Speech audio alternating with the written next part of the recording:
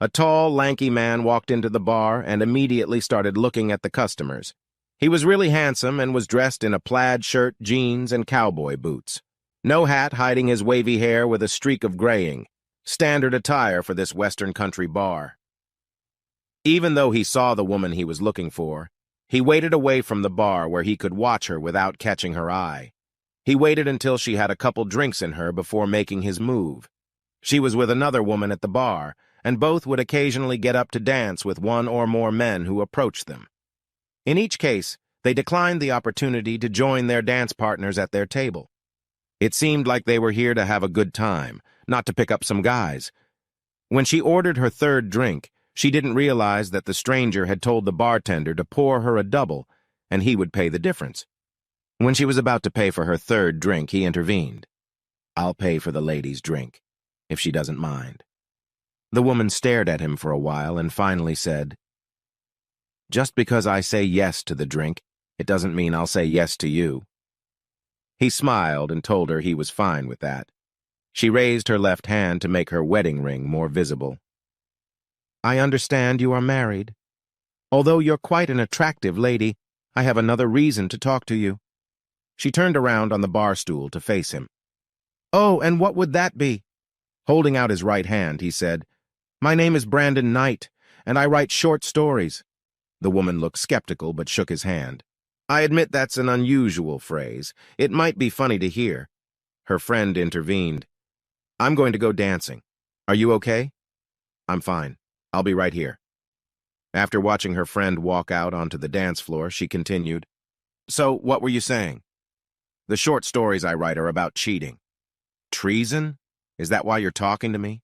Do I look like a whore to you?" She was getting angry. "Whoa, wait a minute. I'm not accusing you of anything. I go around asking people to talk to me if they've been cheated on or cheated on. If so, I pay them to answer some questions. I do not ask for any information that would identify any of the characters in the story.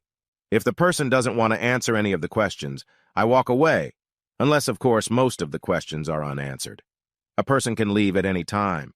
If you haven't cheated or been cheated on by someone else, I'll quickly go my way with an apology and you get a free drink." Skepticism was replaced by bewilderment on the woman's face. "So, Mr. Knight, if someone tells you a story about cheating, what happens to the story?" "If you don't mind, please call me Brandon. I won't ask your name. If the story is good enough, it gets published and I get paid.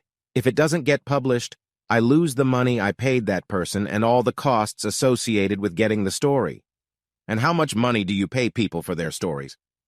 "As soon as a person tells me they cheated or were cheated on and want to talk about it, I give them $200, which is non-refundable. If all questions are answered, I give the person another $300. Thus, the total could be $500. As an added bonus, you get to read your story in print, knowing that only you know who all these people really are." At this point, the wheels really started turning in her head. "Let me see that $200. Not until you tell me you're the one who cheated or was cheated on and are willing to answer my questions." She took a deep breath. "Okay, I cheated. And I might be willing to talk if we can keep from saying anything that might identify me, my husband, or my former lover. It's a deal. Can we go somewhere more private to talk since we want to keep this private? I have to go tell Agnes first. We are not allowed to sit at a table, in a booth, or go outside with a man unless the other goes with her." The lady went and spoke to her friend to explain that she was going to sit at the table, but she was not going to go outside with the man. They found themselves in the booth farthest away from the other visitors. They sat across from each other and settled into their seats. Brandon pulled out a notepad and reiterated the rules of confidentiality. He emphasized that she could stop any time she felt too uncomfortable. That seemed to calm her nervousness a bit. "Okay, you said you were the one who cheated?" She nodded her head in the affirmative, but then stopped. "Wait, how do I know I'm not being recorded?" "I'm recording your responses, so I'm assuming you're being recorded. It's up to you not to give me anything that could identify you." He smiled. "By the way, you need to speak into the microphone in my bolo tie. Your husband is outside eavesdropping." They both laughed, and then he placed $200 bills on the table in front of her. "Are you ready?" "Okay, here we go. Question 1. Are you currently cheating?" "No." I broke up with him a couple weeks ago. Which of these time frames best describes when you started having an affair? A month ago or less? 3 months ago or less? 6 months ago or less? Or more than 6 months ago? Are we only talking about the most recent affair? Yes, it gets too complicated if we're talking about more than one affair. Then it would be 6 months ago or less. God, I can't believe I'm talking to a stranger about this. If it's too much for you, we can stop. He reached for the money, but she quickly put her hand on the bills. No, I'm fine. Just keep going. Okay. Is the person you had an affair with a man or a woman? What? You think I'm a lesbian? Hey, I can't predict what a lesbian looks like. You'd be surprised how many people I've talked to have homosexual and heterosexual relationships. Of course, you realize that homosexuality is almost a matter of pride these days. Personally, I don't care what the relationship is. In fact, I don't care as long as the story is accepted for publication. Sorry, it just didn't seem right to me. I guess I'm still too old-fashioned. But in case you're wondering, I don't do that. Okay, next question. Does the man you recently had an affair with belong to the same racial ethnic background as you? A more concerned expression appeared on the woman's face. I'm a little afraid to answer that question. Truth be told, interracial affairs are more likely to be publicized. So if it's true in your case, please tell me. Judging by your hesitation, he is of a different race. Do I have to specify what race? Preferably, but it's not necessary. Okay, I'll just say he's a different race. This is probably a good idea, as it could be a prank if you have a small group of acquaintances. Next, have you met this person at your workplace, in your neighborhood, in community religious organizations, or on social media? If you don't want to answer about your workplace, I'll assume you work in an environment where there are very few people where you could figure out who this person is. I work for a large company. I met him there. Okay, how did you first meet him? Before she could answer, the waitress brought the woman her fourth drink of the evening. A double shot, of course. As soon as the waitress left, the lady continued. He was introduced to the employees on my floor by human resources when he was first hired. After that, he would stop by my table to talk. And flirted? Yes, we flirted, but it's not unusual in our workplace. We banter a lot, except when the boss is around. So, when was the first time you were sure there might be more than just flirting between you two? It's a little confusing. We were riding the elevator to our floors. It got really crowded and I was forced to stand in the back right in front of him. It was so tight that my butt was touching his front. As the elevator was going up, I felt something cylindrical between my buttocks pressed through my clothes. I tried to move forward, but he put his hands on my hips and pulled me back. He was getting bigger, and I was getting wetter. By the time the elevator stopped on my floor, I could feel the moisture running down my leg. He stayed in the elevator, and I headed to the bathroom to, relieve myself. Oh, God. I've never told anyone this before. Are you okay to go on? I think I need a break. I got really turned on retelling this story. We'll continue when you're ready. After a couple minutes, she told him to continue. When and where did your first real sexual intercourse occur? In the elevator again. We tried to get into the elevator at the same time to be alone. Usually there was someone else in there, so we didn't do anything. If you're asking about actual intercourse, it was in an empty office behind the post office.